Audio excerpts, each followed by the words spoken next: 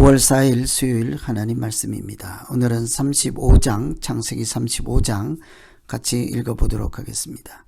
35장은 아시는 바와 같이 베델로 돌아가는 야곱이라 할 수 있겠습니다. 야곱은 장자권과 또 아버지로부터 축복을 받기 위해서 형 에서를 속이고, 또 그것이 나중에 탄로가 나서 고향을 떠날 수밖에 없이 일종의 망명 생활을 하게 되었죠. 외삼촌 라반의 집에 가서 20년 동안 살다가 하나님의 말씀이 계셨습니다. 돌아가라. 왔던 곳으로 베델로 돌아가라. 그러나 자기도 처음에 고향을 떠날 때 하나님께서 또 하나님과 서약했죠. 맹세를 하였습니다. 이곳으로 다시 돌아오게 하시면 이곳이 하나님의 전이 될 것이다 하고 믿음에 서약을 했던 그곳이 베델이죠. 그런데 20년 세월 동안 라반의 집에 사는 동안 그는 하나님을 잊어버리고 아내와 자식과 노동과 부를 축적하는 인생을 계속 살고 있을 때 하나님이 그에게 말씀하시기를 이제 돌아가라. 베델로 돌아가라. 그 말씀에 의해서 고향인 베델로 돌아가는 이야기에 관한 말씀이죠.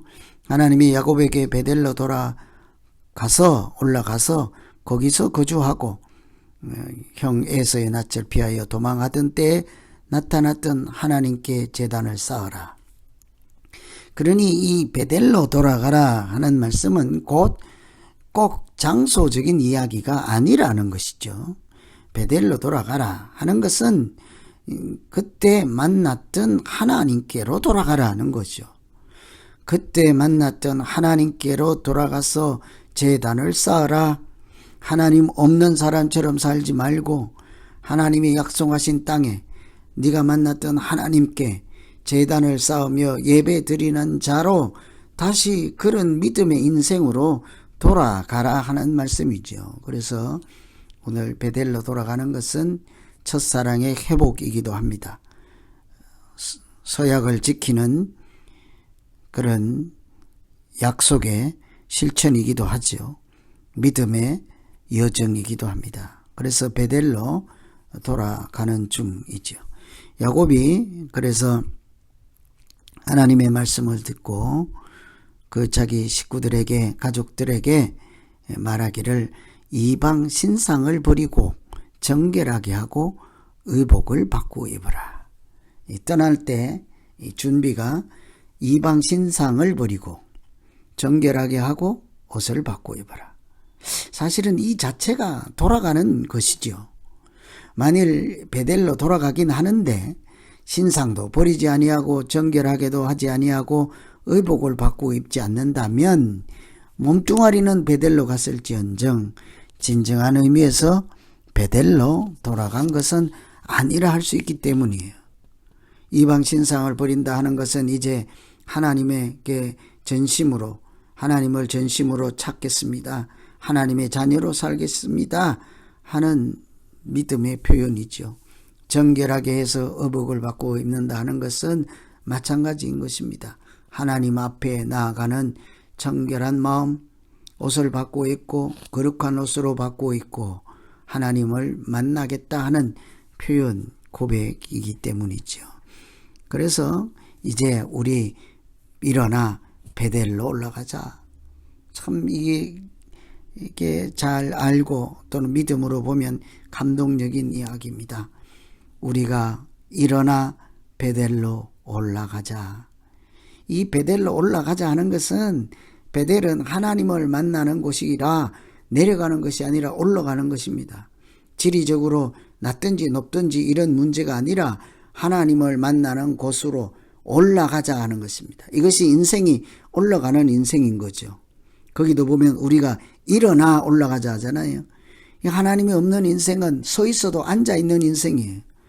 서서 열심히 뛰고 있어도 그것은 주저앉아 있는 인생이나 마찬가지예요. 그래서 야곱이 일어나 올라가자, 영적인 상승을 이야기하는 것입니다. 영적인 진보를 이야기하는 거죠. 우리 모두 이제 일어나 베델로 올라가자. 그곳에는 환난 날에 응답하시고 함께 하신 하나님이 계심으로 우리가 이제 그곳에 가서 제단을 쌓으려 하노라. 이제 예배자로 돌아가고려 하노라. 하나님의 자녀로 살아가는 인생을 다시 회복하려고 한다. 이런 얘기죠. 그래서 거기 모든 이방 신상들과 귀고리들과 이런 것들을 다 세겜 근처 상수리 나무 아래 묻게 되죠. 묻는다. 출애굽해서 약속의 땅으로 가던 백성들도 마찬가지인 것입니다. 애굽에 살던 장신구, 우상을 섬기던 것, 이런 것을 다 땅에 묻고 가는 거죠. 우리도 마찬가지입니다. 예수 믿음으로 교회 다닐 때 세상 사고방식, 옛사람, 우상을 섬기는 잔재물, 경험으로 살아가는 자기 전통적 옛생각, 이런 거 다 묻어두고 가는 거죠. 그런데 교회는 오는데 옛날 것 그대로 붙잡고 있는 분들, 고집 부리는 분들 있죠. 생활 양식도 옛날 그대로요. 그렇게하면 이런저런 이유 대고 교회는 안 옵니다. 그리고 예배를 안 드립니다. 그냥 세상에 막 휩쓸려 살다가 어쩌다 한번 예배를 드리고 어쩌다 한번 이름을 부르고 어쩌다 한번 하나님을 찾고, 참 부끄러운 그런 신앙생활이라 할 수 있겠죠. 이처럼 신상과 귀고리와 모든 것을 땅에 묻고 이제 새 사람으로 출발하겠습니다. 이것이 야곱이 베델로 돌아갈 때 하는 모습입니다. 그랬더니 5절과 같이 그 고을 사람들로 하여금 두려움을 느끼게 해서 그런 야곱을 뒤따라 추적하지 못하게 하였습니다. 하나님이 그런 야곱을 보호하시고 인도하신다는 말씀이죠. 하나님의 자녀로 살기를 결단하고 나아갈 때 하나님은 세상 사람들로 하여금 두려움을 느끼게 하고 하나님의 자녀들을 이렇게 방해하지 못하도록 다시 첫사랑을 회복하는 길로 인도하시고 도우시는 하나님이신 줄로 믿습니다. 그래서 야곱과 모든 그 가족들이 베델에 이르러서 제단을 쌓고 그곳을 엘베델이라 불렀다. 베델로 돌아갔지만 옛날에 거기서 내가 돌아오면 이곳에 돌기둥을 세우고 하나님의 증인이 되겠습니다. 내가 11조를 드리겠습니다. 내가 하나님의 자녀로 살겠습니다. 이렇게 약속했잖아요. 그래서 그것을 베델이라 했다고요. 엘은 하나님이니까 베델은 집이요. 하나님의 집이다 라고 했습니다. 그런데 이제 영적으로 진보하고 성장하고 돌아와서 그곳을 다시 엘베델이라 한 거예요. 하나님의 집에 계신 하나님이라 부른 거예요. 이것이 핵심입니다. 베델이 문제가 아니고 엘베델이 문제인 거죠. 하나님의 집에 가서도 하나님 없이 하나님을 마음에 이렇게 모시지 못하고 하나님의 집에 가서도 얼마나 겉도는 사람들이 많습니까? 자기를 내세우고 명예를 앞세우고 사람들에게 높임을 받으라 하고 내가 장로네 하고 또 내가 권사네 하고 이렇게 하나님 없는 사람들 있잖아요. 야곱은 이제 베델이 아니라 엘베델이라 불렀으니 얼마나 영적으로 성장하고 있는지를 알 수 있지요. 이제는 하나님의 집이 문제가 아니라 하나님의 집에 계신 하나님과 내가 살아가겠습니다. 내가 하나님의 집에 와서 하나님을 만났습니다. 하나님의 집의 문제가 아니라 그곳에 계신 하나님이 나의 하나님이십니다. 이런 이야기를 하는 거죠. 그곳에 나타난 하나님을 만나게 되었습니다. 이렇게 믿음으로 살아갈 때, 새 출발할 때 하나님은 그에게 복을 주셨습니다. 10절에 보시면 야곱에게 나타나사 그에게 복을 주시고 10절에 이름을 야곱이라 하지 말고 이스라엘이 되리라 이스라엘로 하라 하셨죠. 이스라엘이라는 새 이름 주셨습니다. 11절에 생육하고 번성하라 이런 복을 주시죠. 뿐만 아니라 백성과 백성들의 총회가 너에게서 나가고 왕들이 너에게서 나온다. 이렇게 생육하고 번성하고 또 민족이 거기에서 나온다. 왕들이 나온다. 12절에 땅을 너에게 주고 후손에게도 주겠다. 이것이 아브라함에게 한 약속이요. 이삭에게 했던 약속입니다. 고향과 친척과 아버지 집을 떠나라. 내가 보일 땅으로 가라. 땅을 주신다 했습니다. 후손이 무별과 같이 되리라. 하나님이 그와 함께 하십니다. 이런 아브라함과 하셨던 하나님의 언약을 이제 야곱에게 동일하게 다시 한번 이렇게 주시는, 약속해 주시는 모습을 볼 수 있죠. 믿음으로 살아갈 때 하나님께서 하시는 일은 우리에게 하나님의 약속을 다시 기억나게 하시는 것입니다. 믿음으로 살아가고자 할 때 우리의 방향은 이렇게 우리 마음대로가 아니라 하나님이 인도하시고 약속하신 지도를 따라 살아가는 것이죠. 그것이 하나님의 언약, 아브라함의 언약, 야곱, 이삭에게 하신 하나님의 언약이죠.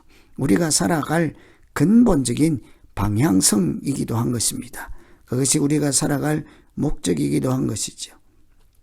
야곱이 그래서 그곳에 기둥을 세우고 전제물을 붓고 예배를 드리고 그것을 베델이라 불렀더라. 이제 야곱은 이 다시 제자리로 하나님께 제단을 쌓고 여호와 이름을 불렀던 자리로 오는데 20년이라는 세월이 걸렸죠.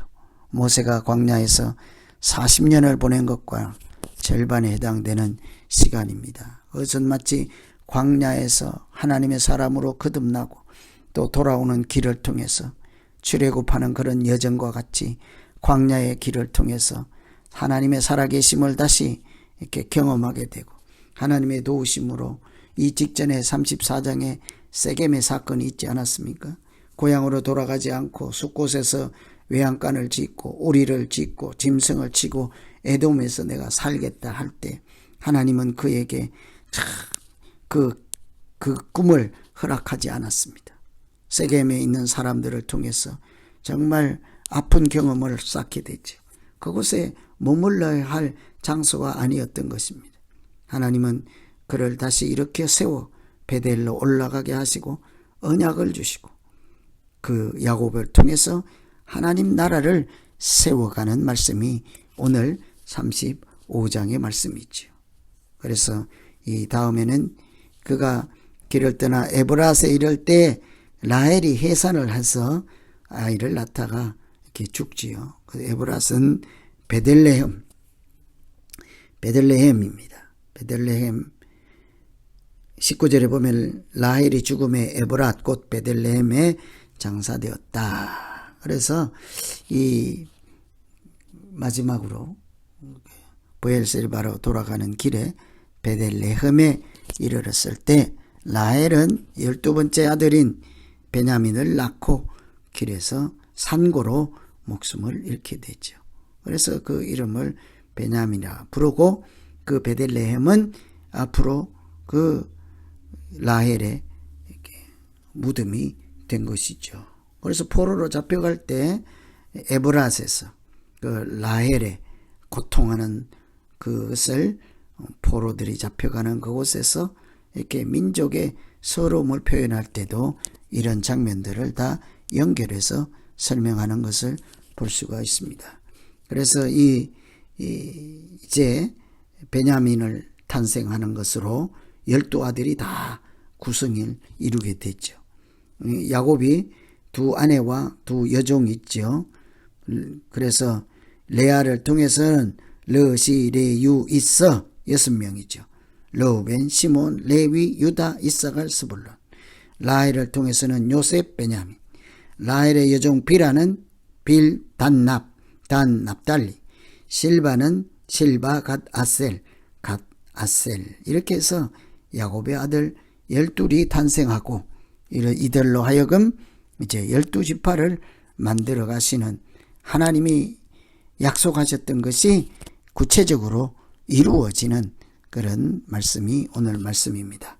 그들이 궁극적으로 향하는 걸음은 베델에서 믿음을 회복하고 아버지가 계시는 헤브론으로 가는 것이죠. 고향 땅, 예전에 어머니와 아버지와 함께 살았던 에서와 같이 살았던 그 헤브론에 당도하게 되죠. 그때 아버지 이삭은 나이가 많고 늙어 다음에 죽어 열조에게로 돌아갔다. 이제 오늘 35장은 믿음을 회복하고 언약을 회복하고 아버지의 죽음과 아내의 죽음은 있었지만 그 믿음의 조상으로서 다시 반열을 계속 이어가는 승계하는 그런 야곱을 볼 수가 있습니다. 하나님은 우리의 인생 가운데 어떤 질고와 고난이 있을지라도 이삭이 죽음으로 끝나도 야곱에게 언약을 승계해 주시고 야곱의 믿음을 통해서 12지파를 또 생산하고 하나님 나라를 만들어 가시는 하나님의 말씀으로 오늘 35장을 읽으시고 같이 묵상하시면 되겠습니다.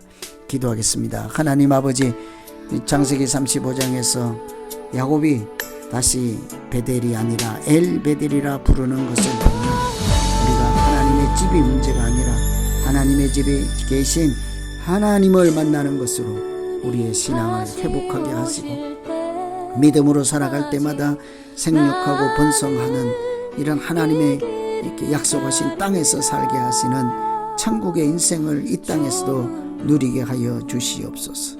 하나님께서 우리를 언제 어디서라도 보호하여 주셔서 하나님을 섬기는 백성으로 살게 하시는 줄로 믿사오니 오늘 우리가 살아가는 하루도 주님과 더불어 살며 주님 보호 아래 은혜 가운데 머무는 믿음에 승리하는 사람들 다 되게 하여 주시옵소서.